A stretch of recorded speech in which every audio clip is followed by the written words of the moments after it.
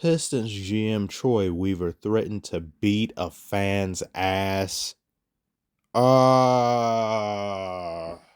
are we doing? What is going on? Is that Troy Dolan? Sell the team! You think I should sell the team? You want to not come to any more games? Why? That's rude. It's an opinion. No, it's not an opinion. You know what? Enjoy watching them on TV. Bring him, him. Hold him for Kevin. Hold him for Kevin. Hold him for Kevin. Except in this case, lucky select fans get to go home with beats by Troy. How do you threaten fisticuffs with another man and they get thrown out? He's essentially kicking him out for telling the truth. You are kicking this man out for being right. Are you an NBA ref now? You're lucky I don't beat your ass. He's lucky you don't beat his ass. Be thankful there are still fans' asses to beat, Troy. We've burned the retinas of 80% of Detroit's fan base. Now let's physically assault what remains. Debo Weaver. Why you tripping, Debo? Sure, fuck, I knock your ass out. Told y'all, you want some? Beat him down, beat you down. Who else wants some? Who else wants some of Debo? Well. This season for Detroit has been a combination of smallpox, bubonic plague, and the T-virus from Resident Evil. Some of you newer faces who just got here, you don't know what I went through in the beginning of this season. You want to go and watch? If you care to see a grown man implode like a red giant, go right ahead. That playlist from hell is still being updated. I haven't laid eyes on this man since last year. And the first time I see him in months, he is kicking people out. He should kick himself out. I don't think I've ever heard of a GM threatening to whoop another person's rear. Have you guys heard that before?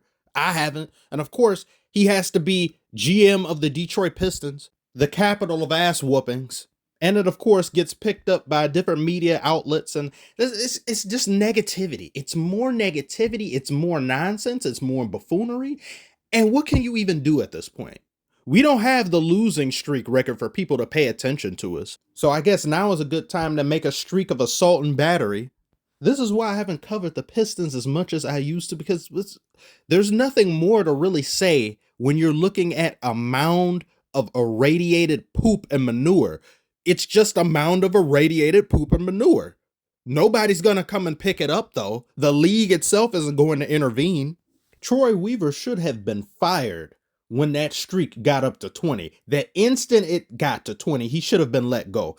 But this organization doesn't exist in the same realm or the plane of reality that everyone else does. We do things differently here. This is Cthulhu's domain. This is Dormammu's dark dimension. Troy Weaver's been so incensed upon this too big lineup. Stop it with the damn. What the hell is this? Oh no.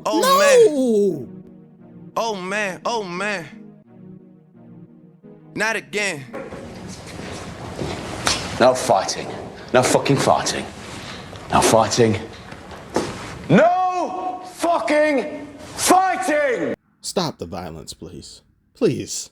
For the love of God. We are 10-53. 10-53 teams do not have the right to squabble. How you go land on me and get mad at me? Just frustration. Just stop. It's not their fault we're ass. My whole train of thought has been derailed. What was I talking about? The two bigs thing? Just no one can shoot for shit on the team. So two bigs next to each other who no shooting on top of no shooting with a point guard with no one to pass it to. Let it go, Troy, please. On principle alone, a GM would have to be let go, especially when this is your multi-year tenure and you're supposed to be getting better as a team, and you are not only worse, you are worse than 99% of any team that's ever existed in the NBA's history. The Wizards were on a 16-game losing streak. I was like, oh, yes, please. You're almost there. What, 10, 11? I can't math right now. Like 12 games? Yes, you can do it. Please take it from us the same season in which we got it. No. Washington ends the streak.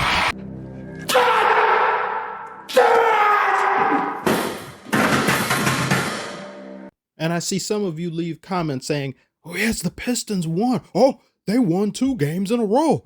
Oh, be happy that do you know how bad things have gotten? Do you know where I was in the summer to now. I was over here expecting us to maybe kind of sort of make it to the play-in. And now you guys want me to celebrate barely winning a game a month? It's year 5 of a rebuild. It's year 5 of a rebuild. What kind of contractors are these? Luciferian contractors. Agents of dysfunction. There's no excuse for this. If Troy isn't gone by the end of this season, our owner, Tom Gores, must really like the guy. Or he's just going to give him another year. I don't see why you'd give somebody who just made history in the worst of ways another year to maybe do it. I swear, if the game, like, let's say, give him another year. Okay. If the losses so much as even reach 5 in a row, get him out. You should have got him out this year. I don't care that he got Cade. I don't care that he got Jaden Ivey. I don't care that he got Jalen Durr. Like, oh, yeah, great pieces in bad situations. You've put them in a position of no winning. And you could have had Tyrese Halliburton, but you got Killian Hayes. Killian Hayes! He's not on this roster anymore, but his presence still irks me. His name irks me. I also saw some people who are Chicago Bulls fans saying, hey, at least you've got some pieces that's for the future. You've got something in the way of this and that. You get another draft pick for being so bad. We're kind of just stuck here in purgatory. I don't know. Our asses are on fire here in super hell, not normal hell, super hell. Purgatory sounds pretty good. Especially when the good things you get in the draft don't amount to anything. And we're never going to be given anybody in the way of like true star power, like a sure thing. You saw what happened with Wembanyama. I'm glad he didn't end up coming here. But they're not going to send anybody like that here. They're just not going to do that.